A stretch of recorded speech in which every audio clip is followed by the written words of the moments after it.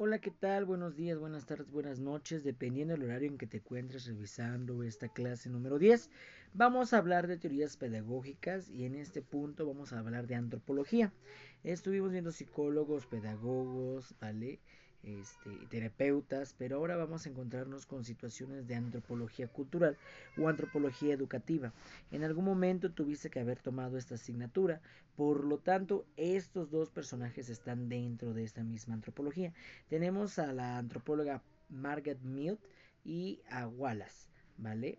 Iniciamos con Margaret Mead.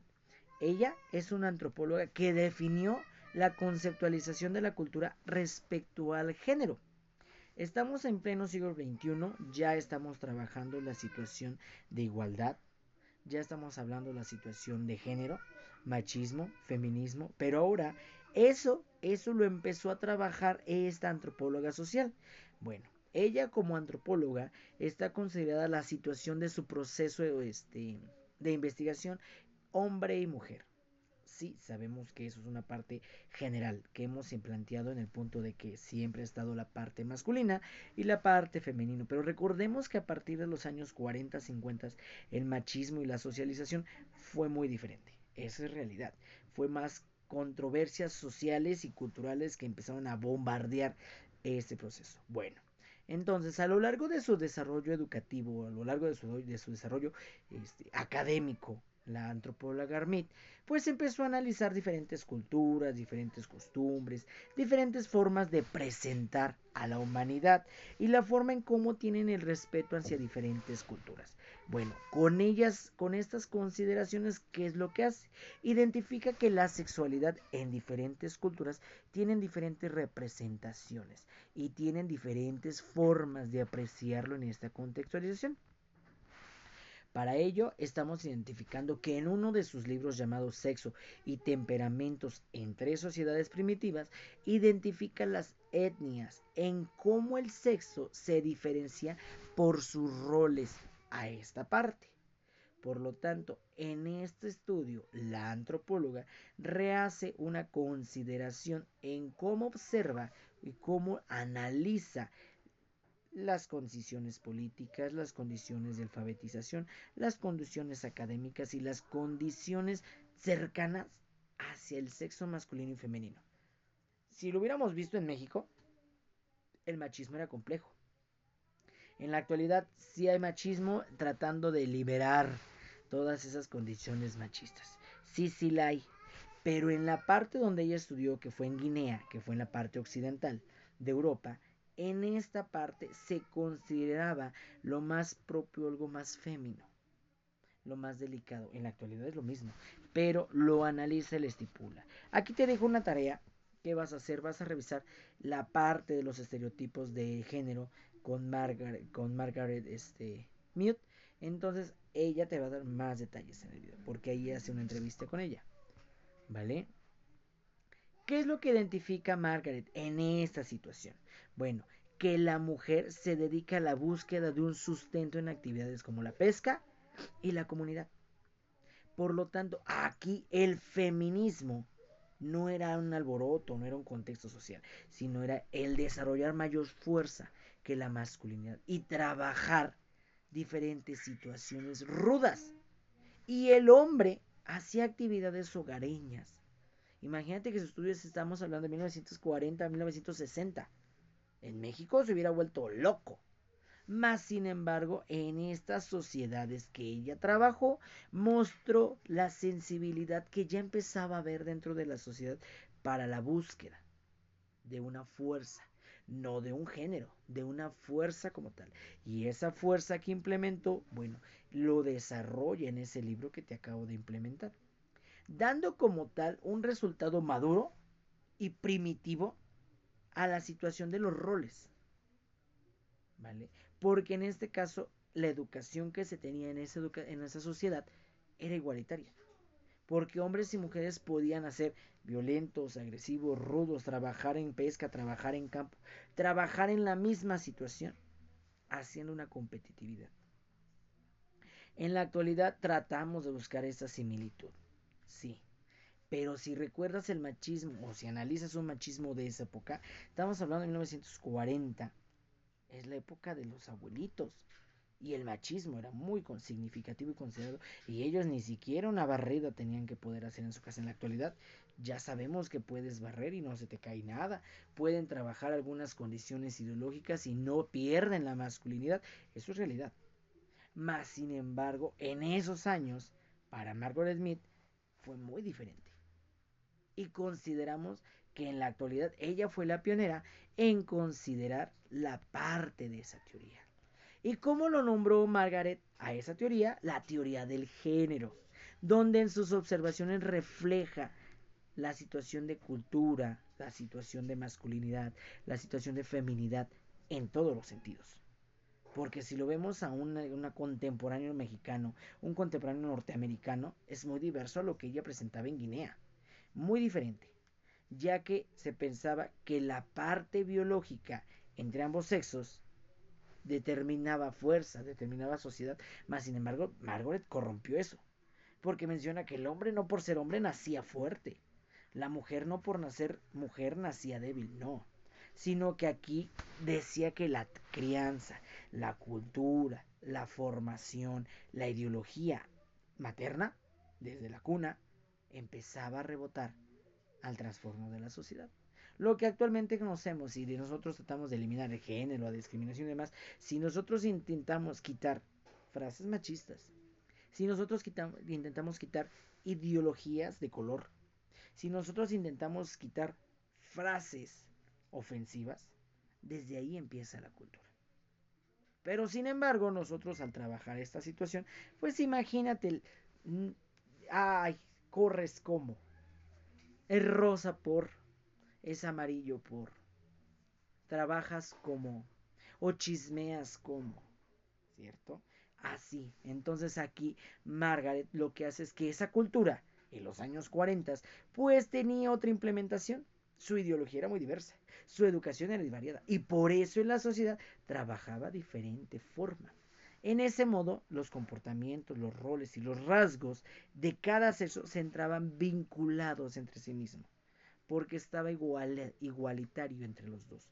Por ese motivo, encuentra que la cultura es un factor que establece normas, que establece caracteres y que establece patrones para comportarse. Imagínate, no había un machismo, no había una discriminación y por eso Margaret se asombró en cómo encontró esta sociedad tan avanzada en su época para identificar una ideología general del sexo. ¿Vale? Y aquí dice, la autora consideraba que había que disminuir la rigidez de los roles de género. Disminuir esa rigidez es la idea que tú tienes por ser hombre, o la idea que te ataladran por ser hombre, o la idea que te taladran por ser mujer. Esa es la parte ideológica que mandaba Margaret. Y por eso es importante su teoría dentro de la pedagogía, porque en la actualidad es un tema que trabajas. El género, la discriminación, factores sociales. Más sin embargo, hay mucho que explorar en México, porque todavía existe discriminación por ser hombre, todavía existe discriminación por ser mujer, todavía existe una discriminación por gustos diferentes, y lo hemos visto en diferentes escenas generales de la vida, de la casa, de la cotidianidad, de la escuela, de todos lados. Simplemente es las noticias, lo mataron por ser transexual, la mataron por ser mujer. Hay más desapariciones todavía feministas que en varones. Se desaparecen 9 mujeres de 2 hombres dentro de esta sociedad. Complicado, sí. Todavía es débil porque lo permitimos nosotros.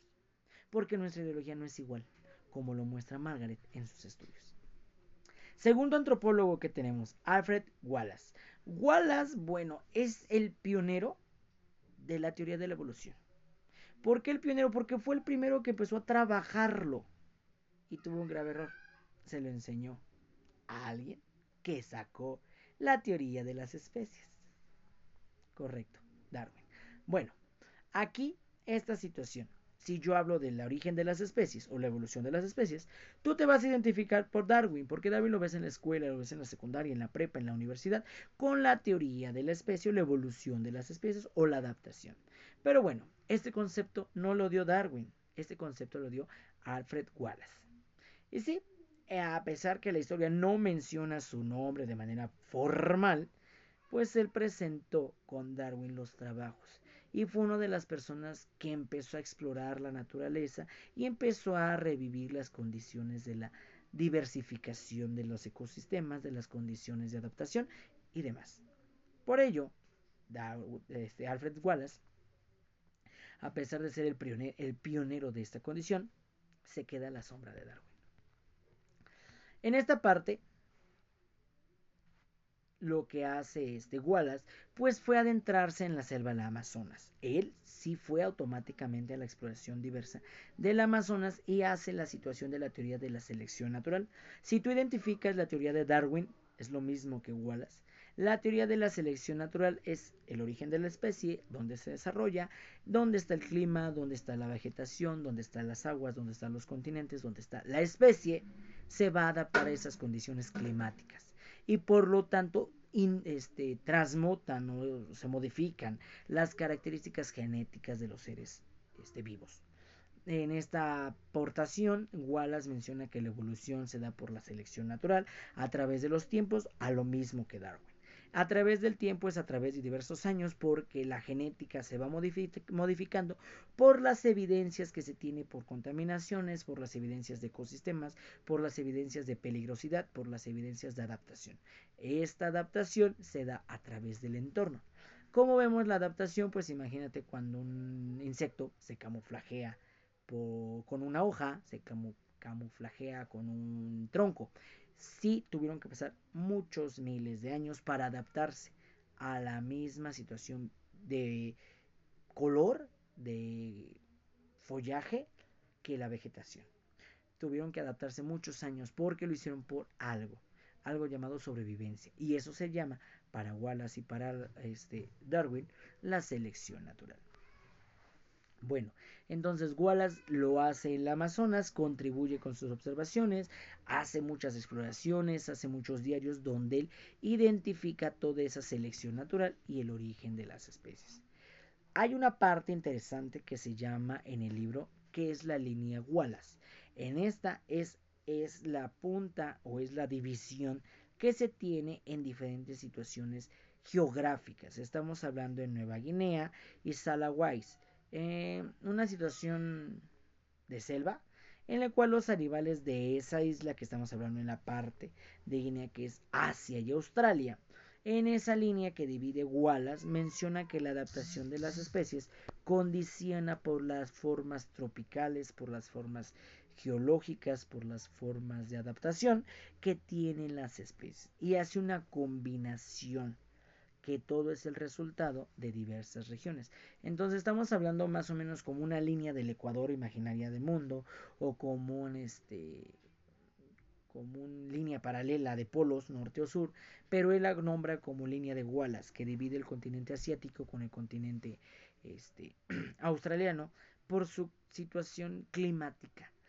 Tal vez tenemos algunas similitudes, no tanto, por ejemplo, en Asia y en Australia cambia la situación climática, pero existe diferente vegetación que lo asimila. Y aquí lo dice, actualmente en la línea de Wallace, marcada la zona de transición entre fauna asiática y la australiana, esta línea indicaba una conexión histórica entre ambas regiones, alterada por fenómenos geológicos y aumentos de niveles del mar. Entonces aquí es la condición que trabaja la línea de Wallace en esa similitud de ecosistemas, que a pesar de la distancia entre los continentes antárticos y demás, se hay una similitud de los ecosistemas. Y es ahí donde Wallace afirma toda la situación de la evolución de las especies, las condiciones de adaptación, las condiciones genéticas, la evolución del X y Y entre los cromosomas de las especies y demás. O sea, es una parte muy repetitiva entre Darwin y Wallace. Vuelvo a lo mismo. El pionero fue Wallace. El astuto fue Darwin. Aquí hay un video, otra segunda tarea, que estamos hablando referente a, a que veas las comparativas que tenemos con estos dos autores. Si es una comparativa, sí, uno vive de la sombra de otro, pero uno se roba las ideas del otro. Necesariamente léelo y velo. Entonces, aquí lo menciono en este texto para cerrar, que desafortunadamente toda la parte intelectual que hizo Wallace, pues fue eclipsado, fue opacado por Darwin, ya que su papel fundamental es la teoría de Wallace.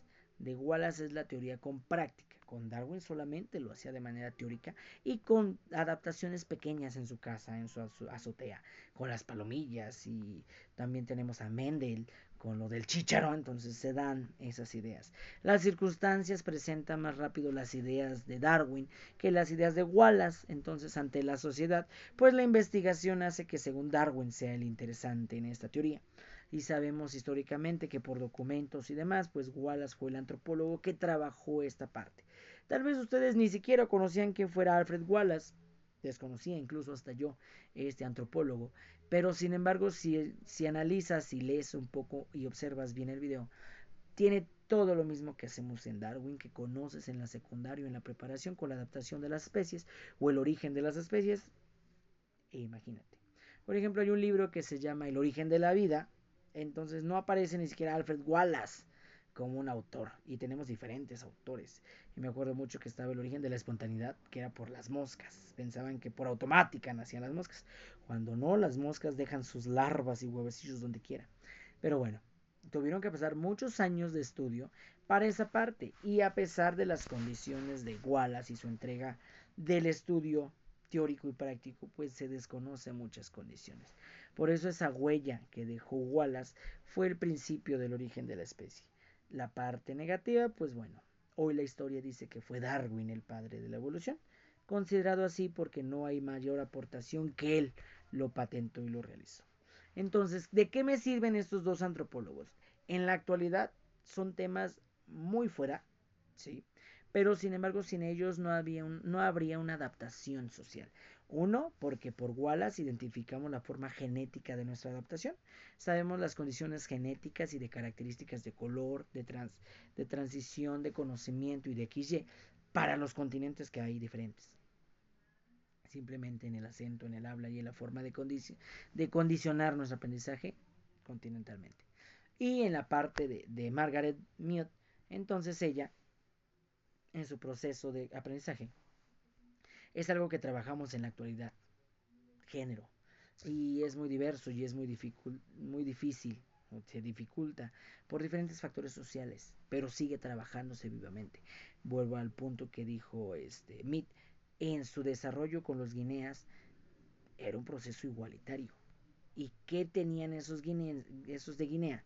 Que no tengamos nosotros una maduración más por la sociedad o una menos discriminación en esa sociedad. Quién sabe, pero eso es importante, ¿vale? Un gusto verte, un gusto saludarte. Cualquier duda y demás, estamos a tus órdenes. Estamos cerrando proyectos, cerrando situaciones. Chécalo y nos vemos la próxima. Hasta luego.